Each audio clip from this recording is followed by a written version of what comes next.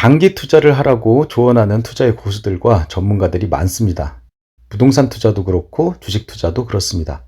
인플레이션에 의해 시간이 지나면 돈의 가치는 하락하고 자산의 가치는 상승하기 때문에 투자 성공 확률이 높기 때문입니다. 하지만 환율에 따라 투자 성패가 좌우되는 달러 투자는 인플레이션과는 별 관계가 없습니다. 시간의 흐름에 따라 돈의 가치는 하락하지만 달러와 원화 둘 다 돈이기 때문에 동반 가치 하락은 곧 환율 유지라고 할 수 있는 것입니다. 심지어 달러에 장기 투자를 했다가는 환차익을 얻는 대신 인플레이션의 직격탄을 맞아 돈의 가치가 하락해 큰 손실을 얻게 될 수도 있습니다. 환차익으로 30%의 수익을 얻었지만 해당 투자 기간 동안 집값과 종합주가지수가 2배가 되었다면 투자 실패라 보는 게 맞습니다. 좋은 투자 기회를 놓쳐보았던 투자자라면 투자는 타이밍이라는 말이 귓가에 맴돌았던 경험이 있을 겁니다. 하지만 오랜 기간 장기 투자를 하다 보면 타이밍보다 더 중요한 게 무엇인지를 깨닫게 됩니다. 미래는 예측을 할 수 없고 그 미래가 장기적인 미래, 그러니까 아주 먼 미래라면 더더욱 예측이 불가능하기 때문에 오랜 시간을 인내하고 기다리는 것이 더 중요한 겁니다. 그래서 투자는 타이밍이 아니라 타임이다 라는 말까지 생겨난 겁니다.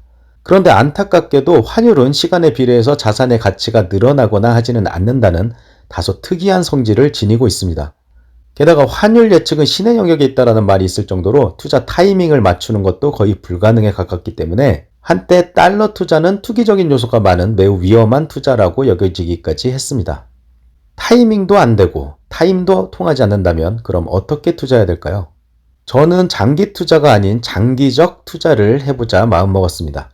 부동산 투자나 주식 투자를 장기 투자로 하면 좋은 이유는 거스를 수 없는 시간에 따른 인플레이션 때문이기도 하지만 부동산이나 기업에 오랜 기간 동안 관심을 두고 투자를 하게 되면 많은 정보와 데이터 그리고 경험이 축적되면서 부동산이라면 입지나 환경 그리고 인프라 변화, 기업이라면 비즈니스와 관련 산업에 대한 이해도가 높아지기 때문이기도 합니다.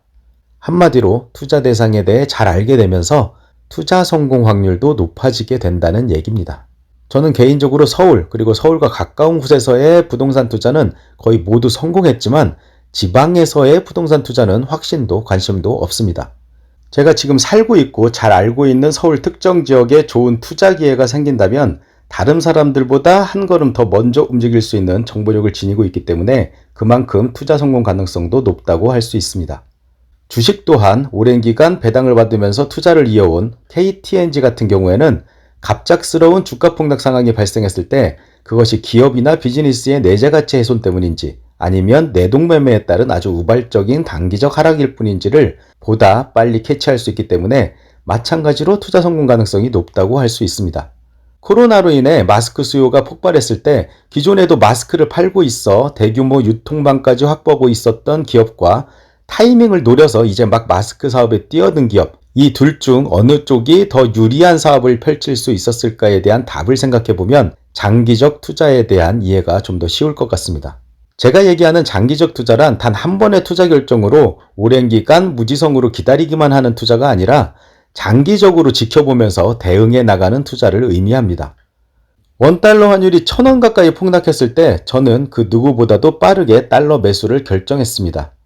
원달러 환율의 50년 환율 데이터가 이미 머릿속에 그려져 있었고 환율의 변동성과 변동폭 그리고 달러 지수와의 관계 등을 종합적으로 고려해 보았을 때 좋은 투자의 기회라 여겨졌기 때문입니다.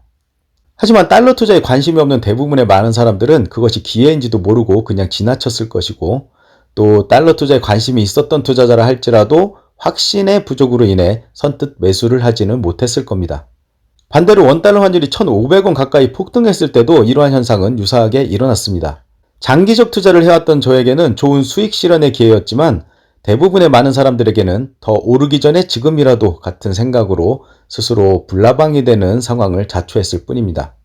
투자 타이밍을 맞추지 못한다는 약점은 내리면 사고 오르면 파는 분할 매수, 분할 매도 전략을 통해 충분히 커버가 가능합니다. 그리고 장기 투자가 불가능하다는 약점은 장기적 투자를 통해 보완할 수가 있습니다. 참고로 이러한 투자 전략과 시스템이 주식 투자에도 그대로 적용 가능하다는 것도 경험을 통해 알게 되었는데 한 가지 다른 점은 주식 투자는 장기적 투자뿐만 아니라 장기 투자도 가능하다는 점입니다. 그래서 주식 투자를 할 때는 달러 투자와는 다르게 시간에 투자하는, 그러니까 장기 투자도 병행하는 것이 좋습니다. 이 말을 또다시 바꿔보면 달러 투자를 할 때는 미국 주식에 투자를 하거나 달러로 원화를 사는 원화 투자 같은 별개의 투자 계획이 없을 경우라면 장기 투자는 가능하면 멀리하는 것이 좋다고 할 수 있습니다.